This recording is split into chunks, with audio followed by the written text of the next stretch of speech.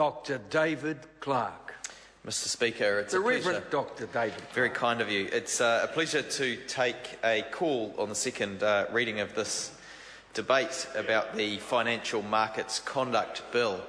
Unlike the previous speaker, I will speak for a while because there are important matters in the background to this bill that do require the time and attention of this Parliament. The proper functioning of markets is essential to New Zealand's future economic prosperity.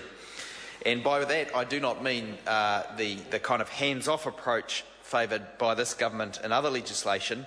I mean more the proper functioning of properly regulated markets, Mr. Speaker. So before I get into the substance of the bill, I also want to join other colleagues in congratulating those who have put in the work over a very long time indeed. This bill, as I understand it, was kicked off back in 2008. Leanne Dalziel was instrumental in setting up the task force, the Capital Markets Development Task Force, that developed a blueprint that forms the basis of this legislation. And colleagues Curran and Cunliffe, who've already spoken, and others were on the select committee that did the work, Mr Mitchell, I believe, as well.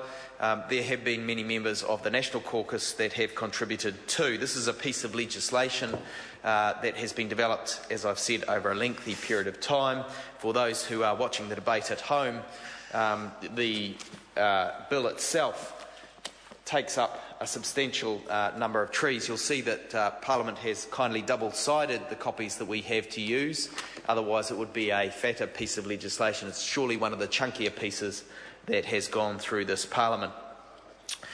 Why is this legislation important, Mr. Speaker?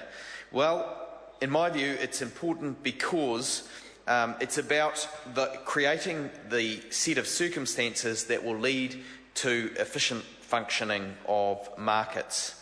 And the correct kind of legislation will ensure transparency, will ensure accountability, and will ensure consequences for those who do not follow the correct set of rules. And when all of those conditions are in place, Mr. Speaker, we see that investment flows. When the incentives and sanctions for ill behaviour in the marketplace are clear, when there is transparency, where there is accountability, investment will flow, and that is good for our economy. It's not the kind of hands-off approach that this government and other legislation has favoured, where the market is left to its own devices. We've seen the failure in the housing market in New Zealand, and we have a government that says, well, you know, the market will sort it out. It hasn't sorted it out. We know that good, proper regulation has its place, and that is why Labour will be supporting this bill. We recognise the hard work that's gone into it, and we recognise the endeavour to make sure there is proper regulation in place. Of course, it's only part of the picture. In order to have a successful economy, we actually need a vision for economic growth. And that will involve also pro-growth tax reform. We need the kinds of tax reform that the OECD, the Treasury, the IMF recommend, a capital gains tax, which every other country in the OECD has, except for Switzerland, Turkey and New Zealand. We also need to give the Reserve Bank the monetary policy tools that it needs to ensure an export-led recovery. Inflation targeting was very important in the 1980s. This government seems content to sit with 1980s economics generally, but actually the world has moved on. And so we need to give our Reserve Bank the tools to make sure that New Zealand can compete in international export markets.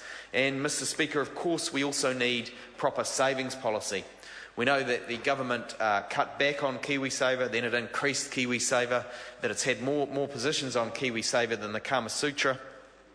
Labour will be very, very clear that KiwiSaver should become more universal. It has always tried to get towards that position, and Labour will make genuine progress in that direction. We also know that we need pro-growth procurement policies, Mr. Speaker, and if that hasn't been any clearer to the Minister of Revenue over time, it surely should be after the OECD report that came out yesterday showing that New Zealand and the kinds of tax policy that New Zealand has and that other countries have that is out of date needs updating to ensure a level playing field so that multinationals are not distorting investment decisions through taking advantage of tax regimes. That means that overall the world is worse off in terms of investment flows. So, Mr. Speaker, it's important also to talk about Labor leadership in respect of this bill, because Labor started the financial markets reform process, and as I've said earlier, we are very pleased that the government has continued this work. It is good work. The Capital Markets Development Task Force, set up in 2008 by Leanne Dalziel, set the blueprint and the action plan for development of New Zealand's financial system. And we're pleased that the government is starting to act on those recommendations. One of the things that really sped up the need and showed the urgency for this kind of reform, of course, was the finance company collapses. And we on this side of the House have some concern that not all the lessons yet have been learnt from that the legislation might perhaps have been further enhanced if an inquiry had taken place into the Crown Retail Deposit Guarantee Scheme and the way it was implemented.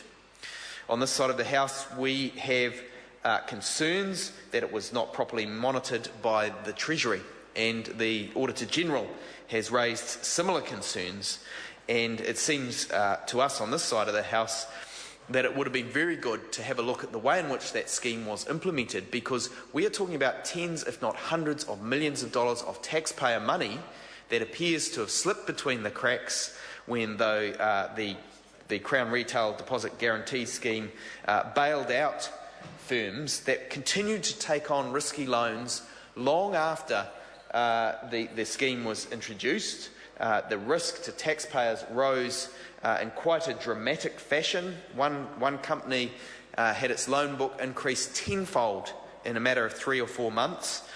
South Canterbury Finance's loan book increased 25% in just a short period of time, and that is because it wasn't being properly monitored. The Treasury took its eye off the ball, and the Reserve Bank, who could have supplied them the data, was not requested to do so, and so the taxpayer liability grew.